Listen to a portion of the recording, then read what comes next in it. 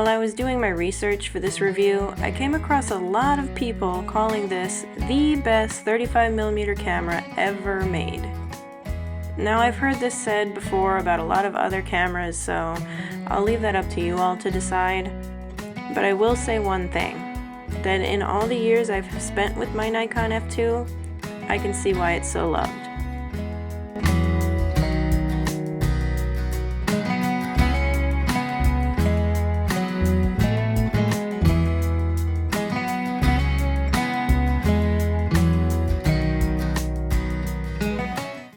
Welcome back, guys. So as I always do in my reviews, I'm going to talk a little bit about the history of the Nikon F2, and then I'm going to share some of the specs, and then I'll give my experience that I've had with this camera over the years.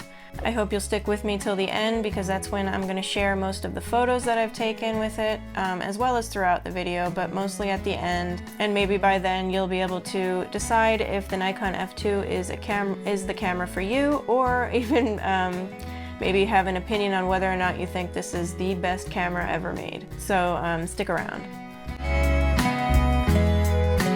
The Nikon F2 was created by Nippon Kogaku Company. I think that's how you pronounce it. It didn't become Nikon until 1988. At that point, the Nikon F was still very successful, and I think was in production until 1974.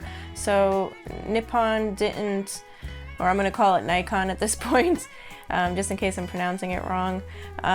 Nikon didn't want to just upgrade the Nikon F and simply pass it off as a new camera. They decided to go back to the drawing board and redesign it and take their time and take years to design the Nikon F2, which paid off in the end because it became a legend in its own right. Like I said, it's still called today the best camera ever made. So certainly putting in all that time really helped them and helped in the success of the replacement of the Nikon F, which was very successful in its own right. So that brings us to the specs of the camera. So it's an all-mechanical camera, just like the Nikon F. It doesn't need a battery unless you're using one of the photomic light meters. And in that case, you're going to use one of the LR44, I think the button cell batteries. I think it takes 2 of those. It's got shutter speeds from 1 second up to 1/2000th of a second, but also the new self-timer had up to 10 seconds of time that it added so that you could take even longer exposures, whereas the Nikon F didn't have that. And on top of the new self-timer, you also have bulb mode and time mode, which also helped in those situations, or if you wanted to take a self-portrait or things like that. Time would stay open until you actually physically turned the shutter speed dial to close the shutter back up. There's also a shutter lock on the collar on the top of the camera.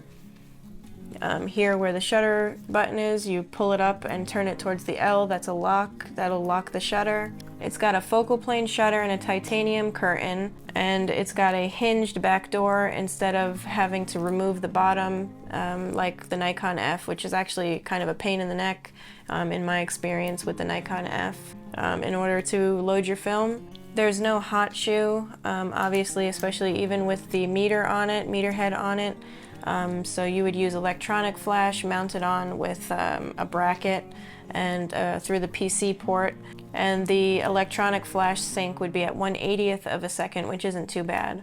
All of the meter heads are center weighted, so you can see in the middle of the viewfinder there's a circle, and whatever's in that circle, it's going to detect it pretty strongly. It's a pretty accurate meter. I have the DP2 photomic meter on mine, but I'll get into that more later. And of course, like I said, it's got the Nikon F bayonet mount, like all the other Nikons before and after this, after the F2. That's a great feature that Nikon has always kept up with, keeping the Nikon F mount on their cameras. So there's 2 groups of the photomic meter heads for the Nikon F2, depending on which lenses you're using. If you're using the non-AI lenses like I do, the ones with the little rabbit ears on it, then you're going to have to use a certain meter head with it. I have the DP2. And if you have the later lenses that are AI or AIS, then there's separate versions for that too. Every year, Nikon came out with a new photomic meter head, basically making the camera a totally different camera. The name became changed and everything. There's more information about that on my website, on the blog post review for this camera that I put. It's a lot of information, so if you would like to read more about the photomic meter heads, I'll leave a link down in the description for my website. There's always more information in my written reviews than on my videos, so hopefully you'll head over there and look at that as well. So for example, with the DE1 prism head that doesn't have a meter inside of it, it's just the Nikon F2. Once you add the DP1, or like mine, the DP2, then it becomes the photomic, Nikon F photomic, whatever you have. So for example, mine is the, like I said, the DP2. So now with this meter head on the body, it's now called the Nikon F2S. And that's the designation. Each one had a different designation according to which meter head you had. You can also get a little bit of an idea of how old your camera is by the serial number. It's not 100% because throughout the years the top plate could have been replaced at any point. Unless you've had your camera since it came off the assembly line, you can't really know for sure, but my serial number starts with 74, so my camera was probably made around 1974. And the DP2 was made from 1973 to 1976, so they kind of go together. I'm not really one of those purist collectors, so I'm okay with that. So those are all the specs that I wanted to share. Like I said, you can get more on my website, but now I want to share my experience with the camera. I have had it for several years, so I have been able to put it through different tests, and I have used it in different situations suited to my style of photography. If you follow me on Instagram, you'll know that I like to take pictures from the car. It's kind of therapeutic for me, but in that case you need really fast shutter speed. So it's always been really nice to be able to bring the F2 in those situations, because you do get up to 1/2000th of a second, and I can set it to 1/2000th of a second on a sunny day and just be able to shoot really fast and just change my aperture as I go, as I see differences in the sunlight. And that helps with fast shooting in that case. And also obviously the 10-second self-timer and the lower shutter speeds that the camera has also helped me in taking still life photos that I like to do. I'm going to give some pros and cons that I found over the years with it. The first con is for me, and it may not be the same things for you, but the first con for me is the weight of the camera. Now the Nikon F is not light by any means, it's a heavy camera, but this is a pretty heavy camera, and on top of it I'm uncomfortable with the grip, so I put this grip that I bought from my friend Wayne. You can buy these on eBay. I'll leave a link down below for his grips. He has all different kinds of grips.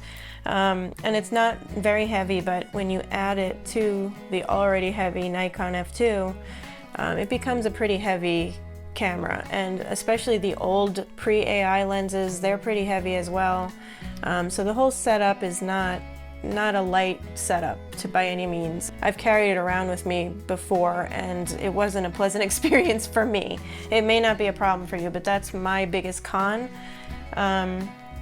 The only other con that I've had with it is with this viewfinder in particular, the DP2.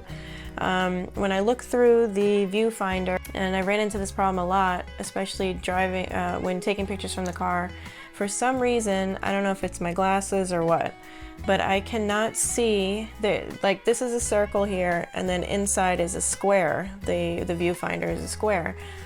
I'm not sure what the issue is, but when I look through it, I often can't find the meter reading on the bottom, and I'll move around in there trying to find it, and I'm not sure what's happening, why I can't see it, why it gets obstructed.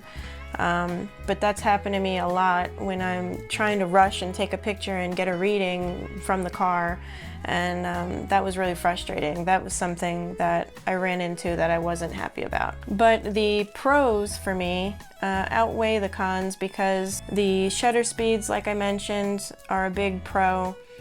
The fact that it takes the pre-AI lenses that I can share with the Nikon F and the F2 for different situations, and the fact that the meter head, when I can see it, I might have to upgrade, get a different one, but when I can see through it, which is 90% of the time, is really accurate. It's always very reliable, which is great for a camera from the 70s, for a Photomic from the 70s. It's very accurate.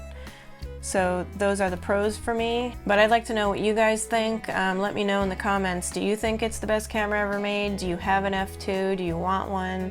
What do you think? Is it the camera for you? In my opinion, to give it the designation the best camera ever made is kind of hard to say, because I think every person is going to have a different opinion on that depending on their needs when they're shooting.